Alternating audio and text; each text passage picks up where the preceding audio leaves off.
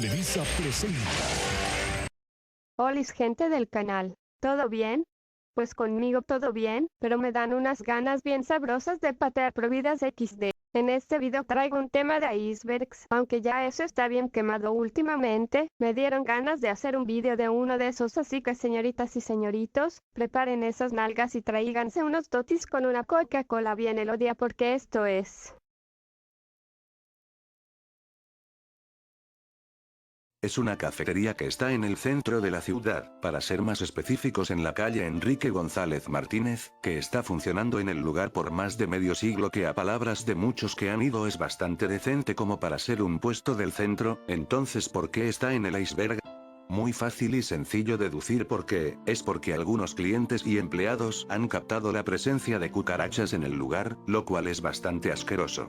Opino que este punto no es nada porque no es el primer ni último lugar en captar ese tipo de cosas. Admito que sí es asqueroso, pero insisto que no es nada en comparación de cosas que veremos más adelante. El Águila del Teatro Degollado. El Teatro Degollado es uno de los sitios más destacados y conocidos de Guadalajara, junto con la Catedral, el Templo Expiatorio, la Minerva y otros sitios más. Su arquitecto fue Jacobo Gálvez a petición de Santos Degollado para que fuese el teatro más importante, donde hasta la fecha ha tenido lugar a recitales, conciertos y espectáculos diversos, la cual es sede de la Orquesta Filarmónica de Jalisco. Entre sus entrañas podemos ver bellas esculturas y maravillas dignas de ver con tus ojazos tapatíos, y por fuera hace referencia al Partenón. Entre esas peculiares figuras y esculturas destaca un águila que trae colgando una cadena en su pico, la cual cuenta la leyenda que el día en el que haya un espectáculo que no sea aplaudido por el público o que no sea digno de presentarse en ese lugar, la cadena caerá del pico del águila, la cual provocará la caída inminente del recinto o la ciudad se destruirá. Depende la versión que te hayan contado, será el mismo resultado. Esta es una de las leyendas más conocidas por los tapatíos. Yo cuando me mudé a los suburbios de la ciudad supe de esa leyenda por un libro de leyendas sobre Jalisco que tomé de la biblioteca de mi preparatoria, y no sé si creerla o no, pero suena interesante. Si fuese verdad, extrañaría ese hermoso teatro y se sentiría un ambiente solitario en el lugar, porque es un icono de la ciudad. Payaso, eso del centro. Eso es solo mame, porque en las calles aledañas de la catedral se ve a un tipo disfrazado del payaso eso, de la versión clásica que todos conocemos, caminando por las calles de la ciudad, es decir, se ve por la famosa cruz de plazas, pero de igual manera se le ha visto por otros lugares.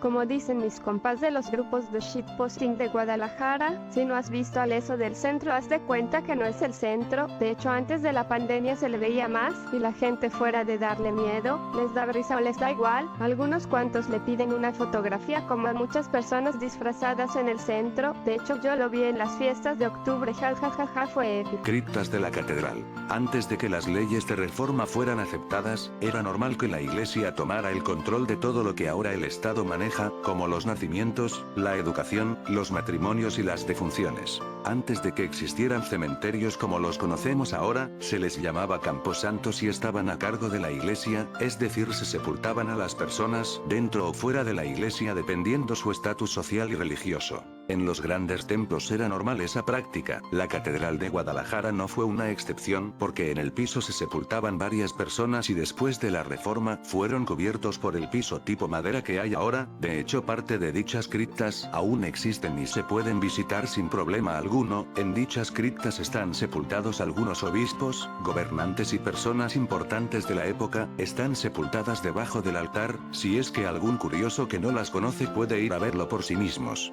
De verdad, deben conocer esas criptas, es lo poco que queda de esa evidencia. Están los gorros, cajitas y dos féretros de obispos de un lado, y del otro son lugares pequeños, donde están las cenizas de muchas personas, hasta una de ellas que al parecer era un gobernante solo, se encuentran las cenizas de su corazón. Un punto que muchos no sabían, es que antes los obispos que se encargaban de Guadalajara, se les sepultaba en la catedral. Solo hubo un obispo que no fue sepultado allí, estoy hablando de Fray Antonio Alcalde Ibarri, Garriga, un fraile dominico español que fue obispo de la Nueva Galicia desde 1771 hasta su muerte el 7 de agosto de 1792, fue un personaje bondadoso y a pesar de que vivió 91 años, lo cual es impresionante, hizo tantas obras que beneficiaron a los pobres de la ciudad a pesar de su edad avanzada. Él fue el responsable de la construcción del Sagrario Metropolitano, el Hospital Civil Viejo, la Real Universidad de Guadalajara, ahora la UDEV, las Cuadritas, ahora un albergue, y el santuario, en donde se les sepultó por el cariño que le tenía a su obra.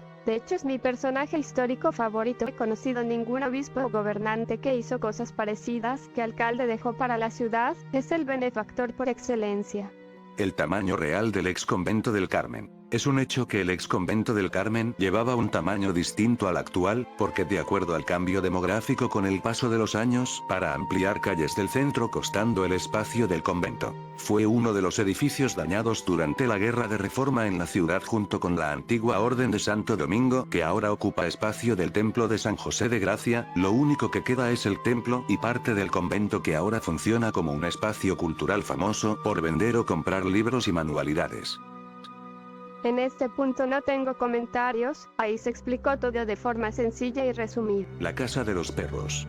Esta todos se la saben, es la casona que se encuentra en la avenida Alcalde enfrente de la Plaza Reforma. Se le llama así por las esculturas de perros que hay arriba del inmueble que fueran traídas de Nueva York para dar la ilusión de ser perros de verdad para aquellos ladrones que se atrevieran a robar, y esa casa fue propiedad de Ana González, quien vivió ahí con su primer esposo Jesús Flores, pero al morir, heredó la casa y casándose en segundas nupcias con el señor con el cual serían los fundadores del famoso tequila José Cuervo. Según la leyenda cuenta que Ana González se casó con Jesús Flores, como luna de miel viajarían a Europa, pero el barco estaba a punto de hundirse, por lo que hicieron una promesa que indicaba que si uno de ellos sobrevivía, le iba a rezar al otro en su aniversario luctuoso, pero esto no pasó porque sobrevivieron al inconveniente, así que la señora decoró la casa a su modo pero mandó a traer de Nueva York las esculturas de perros, que están arriba a modo de guardianes, pero al tiempo el señor murió dejando toda su fortuna a su esposa, y al casarse con José Cuervo se olvidó de la promesa de rezarle al primero y abandonó la casa. Tras esos acontecimientos los sucesos paranormales sucederían dentro de la casona, pero cuenta la leyenda que si algún valiente se animaba a rezar un novenario en el mausoleo de Don Jesús con solo una vela e ir a las 12 de la noche recibiría como premio las escrituras de la Casa de los Perros. Parecía fácil, pero ningún hombre o mujer terminaba de rezar por el miedo de estar Lo de la leyenda no es del todo cierta, aunque ese edificio lleva más años de los que se presume que tiene según la leyenda, pero en ese recinto fue en donde fue la primera imprenta de Guadalajara en 1792, creando su primer libro llamado Elogios Fúnebres, al cual dedicaron a Fray Antonio Alcalde, quien recientemente había fallecido, hizo con afán de otorgarle honores por todo lo que hizo en la ciudad, y después en 1810 se publicaría El Despertador Americano, el primer periódico de América que fue propuesto por el cura Hidalgo desde 1810, publicando 7 números, siendo el último en 1811 tras la batalla del Puente de Calderón.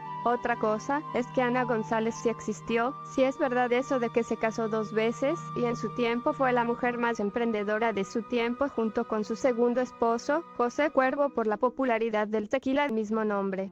El Rincón del Diablo.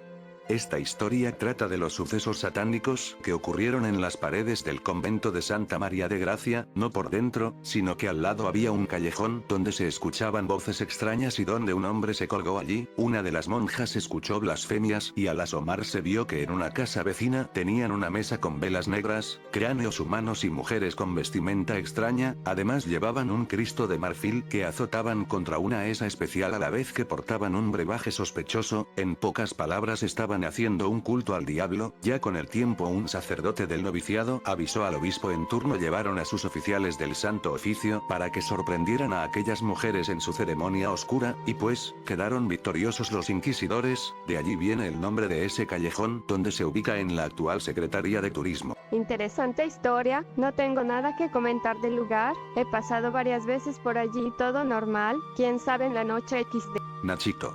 Se trata de la leyenda de un niño que se llamaba Ignacio Torres Altamirano, que le tenía un terrible pavor a la oscuridad. Siempre cuando dormía debían colocarse velas alrededor de su cuna para que durmiera sin temor alguno, pero un día el niño murió al año de edad de un infarto, porque esa noche hubo una tormenta en la ciudad que apagó las velas por el viento de la noche. El niño lloró y gritó del miedo hasta la muerte. Los padres se dieron cuenta cuando era demasiado tarde, lo sepultaron en el panteón de Belén, pero a la mañana siguiente el velador notaba que la caja estaba afuera. Pensando que era un saqueador, lo volvió a enterrar, y así fue por 10 días hasta que informó a sus padres de lo sucedido. Recordaron su pavor a la oscuridad, haciéndole su tumba para dejar su cuerpecito por fuera, construyéndole un ataúd de piedra con una línea en el centro para que la luz del sol y de la luna pudieran darle iluminación, y así Nachito pudo descansar en paz. Esta es la leyenda más famosa del Panteón de Belén. De hecho, el Panteón de Belén tiene bastantes leyendas, como la del vampiro, la de Victoriana Hurtado, los escoceses, los enamorados, los tres amigos, el ahorcado, el doctor joven, el monje, el descendiente de las brujas de Salem, entre muchas otras más. Mucha gente que lo visita que no es de Guadalajara, le dejan regalos como juguetes, dinero o dulces como una manera de dejar su recuerdo para pedirle un deseo. Al igual que con los escoceses, es muy conmovedor visitar el lugar, y es una de las leyendas más impactantes. La Luz del Mundo. La Luz del Mundo es una congregación que fue fundada en Guadalajara por Eusebio Joaquín González, un ex militar de la Revolución, quien tras desertar conoció a personas que le enseñaron la Biblia y así se motivó para fundar una iglesia que combinaría aspectos del judaísmo, catolicismo y cristianismo, la cual llamó La Luz del Mundo. Al recordar la frase mítica de la Biblia, se cambió el nombre a Aarón, y al morir heredó el poder a su hijo Samuel Joaquín Flores, quien murió en 2014, siguiéndole Naasón Joaquín García, quien se encuentra en la cárcel en Estados Unidos. Su sede internacional se encuentra en la colonia Hermosa Provincia, que tiene como vecinos a las colonias Tetlán, San Gaspar y El Betel. Su templo es de los más hermosos de la ciudad junto con la catedral y el expiatorio. Tiene la peculiaridad de que por arriba tiene vitrales con los colores del arco iris que representan al pacto de Noé con Dios, y por las noches su show de luces que se aprecian en diversos puntos de la ciudad. Ahora hablemos de sus polémicas. Muchos estaban cuestionando a la iglesia desde que Samuel Joaquín estaba al mando por el lavado de cerebros, su forma peculiar de vestir, su forma de ser con los fieles que lo trataban como divinidad, y por posibles acusaciones de abuso sexual que fueron callados hasta que en 2019 acusaron a Naasón Joaquín García de corrupción de menores, lavado de dinero y por encontrarse contenido inapropiado de niños y jóvenes de índole sexual en los dispositivos del líder religioso. Todo esto fue dado a conocer por una ex integrante de La Luz del Mundo, Xochitl Martín, quien habló todo lo que pasó en su tiempo en la iglesia y ayudando a Naasón a conseguir nuevas víctimas, convenciéndolos que si se negaban a los caprichos de Joaquín, estaban negando a Dios y se irían al infierno. Fue arrestado en Los Ángeles y al parecer salen más pruebas donde todos estos rumores fueron ciertos. A este punto quería llegar porque es de donde sé muchas cosas, porque tengo conocidos de dicha iglesia. De hecho, es bueno que Xochitl Martín y otros más hayan denunciado abusos y abierto los ojos ante la porquería que eran los Joaquín. De hecho, se acusaba a su padre Samuel de lo mismo, pero lograron callar las acusaciones al mero estilo del caso de Marcial Maciel de los Legionarios de Cristo. La colonia y el templo están muy bonitos, sobre todo en la noche, y la gente de allí me ha tratado bien las pocas veces que he ido, pero les aseguro que si visitan el lugar los reciben con respeto, y si dicen que son de otra religión son educados con los visitantes. Lo digo en mi propia experiencia. Pero qué bueno que Naasón esté pudriéndose en la cárcel. Qué lástima que sus fieles parecen personajes de Miraculous Ladybug por su ceguera ante la realidad. Tratan a los Joaquín como dioses o reyes, cuando en realidad son un asco. Un dato gracioso es que con sus rivales acérrimos los católicos, se burlaron de ellos recordando todo lo de la Santa Inquisición, el asqueroso caso del padre Maciel y todo eso. Cuando pasó lo de Naasón, en forma de karma los católicos se burlaron diciendo que salieron igual o peor que ellos. Jajajajaja, que creí. La monja del Hospital Civil. Antes los hospitales eran atendidos por frailes y monjas porque entre sus votos procuraban la salud del prójimo, y el Hospital Civil Viejo era atendido por religiosos. De ahí surge la historia de una monjita que dedicó su vida a cuidar a los enfermos y que estaba al margen de los avances médicos para ser más profesional en su trabajo, pero la monja murió y ahí fue cuando sucedieron cosas inexplicables. Al parecer la monjita no murió del todo porque su espíritu regresa al hospital por las noches para atender a enfermos. De hecho, una vez una doctora contó que uno de sus pacientes se le había terminado el suero y no lo avisó, pero el paciente le había dicho que le había pedido un cojín a una monjita, pero nunca regresó y que ella fue la que le cambió el suero. La doctora extrañada le dijo al paciente que ya no había monjas atendiendo en el hospital desde hace años. La doctora contó ese testimonio con sus compañeros médicos que llevaban más tiempo allí, y le contaron la historia de la monjita, que aún después de muchos años de haber fallecido sigue haciendo lo que más le gustaba en vida, atender a los enfermos. Esta historia, más que darme cosa, me conmueve porque el espíritu de esa monjita sigue atrapado en el hospital donde atendía incondicionalmente a sus enfermos, pero obvio cualquiera se sacaría de onda con eso. De hecho, muchos enfermeros o médicos que han hecho sus prácticas en el lugar han afirmado que se mueven cosas, sobre todo en los baños, haciéndolo un lugar paranormal por todas las muertes que han habido dentro del recinto, pero al mismo tiempo es un buen augurio para ellos porque incluso en cirugías complicadas los pacientes la han librado como si fuera una intervención divina. Otro dato a destacar es que un amigo mío estuvo hospitalizado en la torre de especialidades por un accidente automovilístico, y al caminar por los pasillos de la torre ya que lo iban a dar de alta, la verdad él me dijo que aseguraba que no la iba a librar cuando le sacaran un tubo del pecho, pero no tuvo problemas y no perdió mucha sangre. De hecho, estaba inconsciente, sentía que estaba en el cielo y quien lo atendían eran ángeles. Y otra cosa es que podía ver la vista del Panteón de Belén, que está justo debajo del edificio. Imagínate qué miedo ver eso peor de noche. Y la experiencia de mi amigo fue interesante, por cierto. Raymond, si ves este video te mando muchos saludos.